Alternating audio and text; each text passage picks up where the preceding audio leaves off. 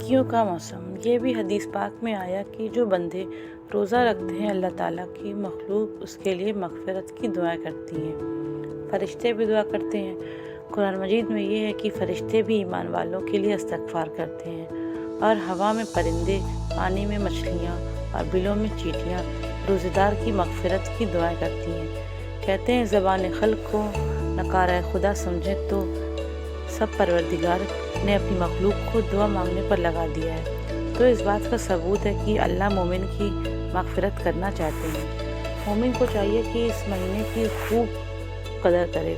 جیسے سیزن ہوتا ہے بہار کا سیزن، ہر طرف پھل پھول نظر آتے ہیں، خوشبوئیں ہوتی ہیں، سبزیاں لہراتی ہیں، درخت نظر آتے ہیں، اسی طرح رمضان المبارک میں نیکیوں کا سیزن ہے۔ اس میں انسان جتنی نیکیاں کمانا چاہتا ہے اتنی نیکیاں کمانا آسان ہے، بلکہ مختلف جگہوں پر دیکھا گیا ہے کہ بعض چیزوں کی سیل لگی ہوتی ہے۔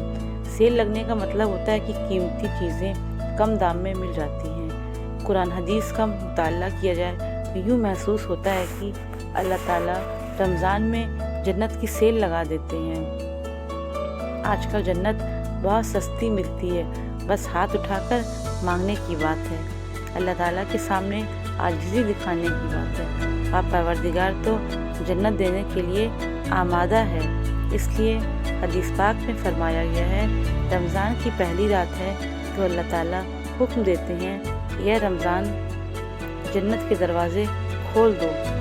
اب سوچئے کہ جب اللہ تعالیٰ نے جنت کے دروازے کھول دیا، اور حدیث پاک میں بھی آتا ہے کہ پورا سال جنت کو رمضان المبارک کے لیے سجایا جاتا ہے، خوبصورت بنایا جاتا ہے، اور پھر رمضان المبارک کی پہلی رات کو اس کے دروازے امت محمد کے یہ گناہ گاروں کے لیے کھول دیے جاتے ہیں، تو معلوم ہوا کہ اللہ رب العزت چاہتے ہیں کہ میرے بندے رمضان المبارک کے روزے رکھیں، نیکی کریں، تراویح پڑھیں، اور ان عبادات کو کر کے جنت کے لیے مستحق بن جائیں۔ روزے کے درجات ہوتے ہیں۔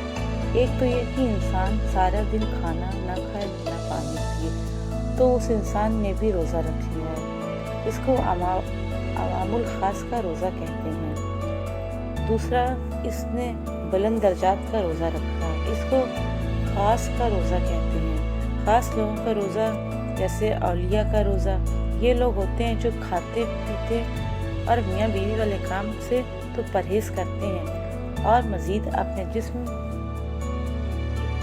کے اعضاء کو گناہوں سے بچاتے ہیں، آنکھوں کا پرہیز، زبان کا پرہیز، سارے اعضاء کو گناہوں سے بچاتے ہیں، لہٰذا ان کو روزہ الخاص کا بلند درجہ دیا جاتا ہے۔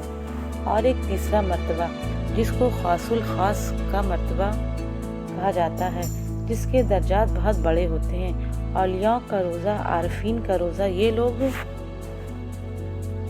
وہ کھاتے پیتے ہیں اور ان سے ہر چیز کا پرہیز کرتے ہیں، جسم کی غذاؤں کو گناہوں سے بھی بچاتے ہیں، اور اللہ تعالیٰ ان لوگ کو اپنے خاص کرم کے لیے منتہک کرتے ہیں اور اپنے دلوں کو غافل نہیں ہونے دیتے ہیں رب کی یاد سے۔ یہ سب سے اعلیٰ درجے کا روزہ ہے۔ مرتبے کا فرق دیکھیے، 1 من لوہے کا، چاندی کا یا سونے کا وزن تو ایک جیسا، لیکن 1 من لوہے کی قیمت اور ہے، چاندی کی قیمت اور ہے، سونے کی قیمت اور ہے، تو وزن تو